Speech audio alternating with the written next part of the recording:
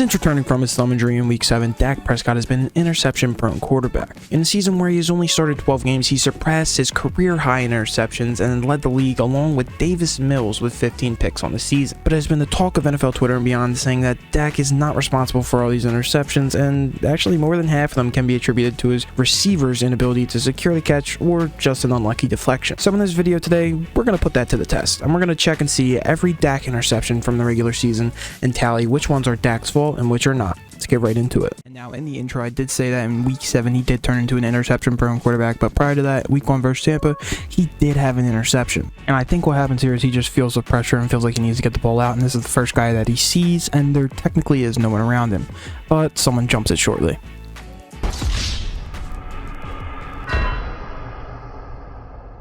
And although there is pressure, he throws it to a guy who has two people around him and has very little chance to make any play on the ball, preventing this interception.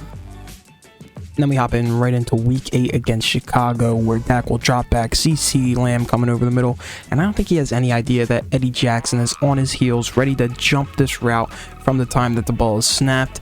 And I mean, Eddie Jackson just gets a perfect break on the ball, jumps right in front of the receiver, and intercepts this one very cleanly. The problem I have with this one is that Dak pretty clearly gives CeeDee Lamb a signal before the ball is snapped, and CeeDee pretty much gives up on his route for whatever reason. So this one probably isn't Dak's fault. Alright, Week 10 against Green Bay, and I'm going to be honest, this one's kind of weird, but I still would put it on Dak, just because they kind of have two receivers running the same route, and Rudy Ford, the safety, just jumps both of their routes pretty much, and jumps right in front of Dalton Schultz for the easy interception, and he gets a pretty nice return afterwards as well. And now what I think they're doing here is trying to have like a high-low concept where they have one guy go shallower over the middle of the field and then one guy in deeper to try and get it into the end zone. But that's just not how it plays out, and this one gets intercepted pretty easily as well. Alright, now we got Week 10 against Green Bay, Part 2, and I think the problem here is that Dak just eyes down CeeDee Lamb from the moment the ball is snapped to the time the ball is thrown, and Rudy Ford again just able to jump all over it and also gets a pretty good return on this one. And the safeties on the back end, they're just going to be reading the quarterback's eyes, and Dak does not take his eyes off of CeeDee Lamb, so this is genuinely a pretty easy play. I see what Dak was trying to do, trying to split the backers, but Rudy Ford just gets a really good break and intercepts the ball. And now we're going to get back-to-back two-firsts here with Week 12 against New York. This is just a very long pass that is telegraphed for quite a while. And now what I will give Dak is that this seems to be a miscommunication because the center snaps the ball and no one else really seems to move. But still, I mean, I think you take a sack in this situation rather than throw the ball away and get it intercepted. And now, just like I said, we are back with a twofer. This is Week 12 versus New York, Part 2. And now this is just a seam up the middle that's going to be wildly underthrown and eventually tipped by the defensive back. That just falls right into his safety's hands. And this is obviously going to be Dak's fault. This ball is wildly underthrown. And if this is a better thrown ball leading the receiver, you could argue that this could have been a touchdown.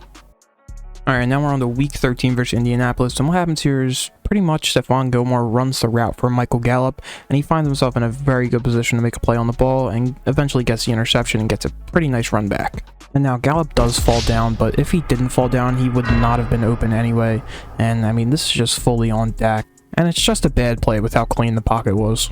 Week 14 against Houston, Dak's going to try and look off the box safety by looking at Dalton Schultz on just a hitch route over the middle, and he's going to try and force the ball to Noah Brown on a slant, and what's going to happen is the box safety is not going to be fooled. He's going to jump the route, get a hand on it, tip it up, and it's going to be an easy interception for the Texans. And then just for Dak not being able to look the safety off, I will say that this is his fault. Got Week 14 versus Houston, Part 2. This one's going to be where Dak is backed up against his own goal line. He's going to sense a little pressure from his right side, and his arm is actually going to get tipped, which is going to make this pass go errant. And since his arm was hit, since the pass was errant, I would say that this is definitely not his fault, or at least not as much as his fault as the previous few. So we'll just go ahead and tally that as one that is not Dak's fault. We'll go ahead and move on to Week 15 against Jacksonville. And on this first one, Dak tries to escape, and when he tries to escape, he gets a wobbly throw. It kind of sails on him, and it just lands right in Rayshon Jenkins' hands. He gets a very nice run back, and this is, again, when they are backed up against their own goal line. And turning the ball over on this side of the field is one of the worst things that you could do as a quarterback. It sets up the opponent's offense very easily, or you could even get pick sixth, which Dak also leads the league in this year. So, I mean, just turning the ball over on this side of the field, just not what you want to be doing as a quarterback. Week 15 against Jacksonville, part 2. We've all seen this one. This is definitely not Dak's fault. He tries to get it over to Noah Brown on a shallow cross. Noah Brown falls trying to catch the ball, or dives trying to catch the ball. And I mean, it just hits off of him directly in the Rayshon Jenkins' hands. And I mean, when you say he has a free line straight to the end zone for a touchdown, that is exactly what I mean. I mean, he just runs this back like it's nobody's business. Game over. This is an OT. This is probably the biggest pick six of the season in any capacity. All right, week 16 against Philadelphia. Dalton Schultz is going to try and chip Josh Sweat out of the play and then run in the flat and try and get open. But what's going to happen is he's going to chip Josh Sweat. Josh Sweat's going to track down Dak. He's going to get to Dak. He's going to put his hands up as Dak's trying to throw the flat to Dalton Schultz. And, I mean, he just comes down with it and runs the ball back for a touchdown. This is going to be 100% Dak's fault. Dak does not get enough air under the ball to get it to Dalton Schultz. And Josh Sweat just puts his hands up and gets an easy catch. And all he really has to do to get to the end zone is stiff arm Dak, break away, and then he just outruns the whole entire Dallas offense.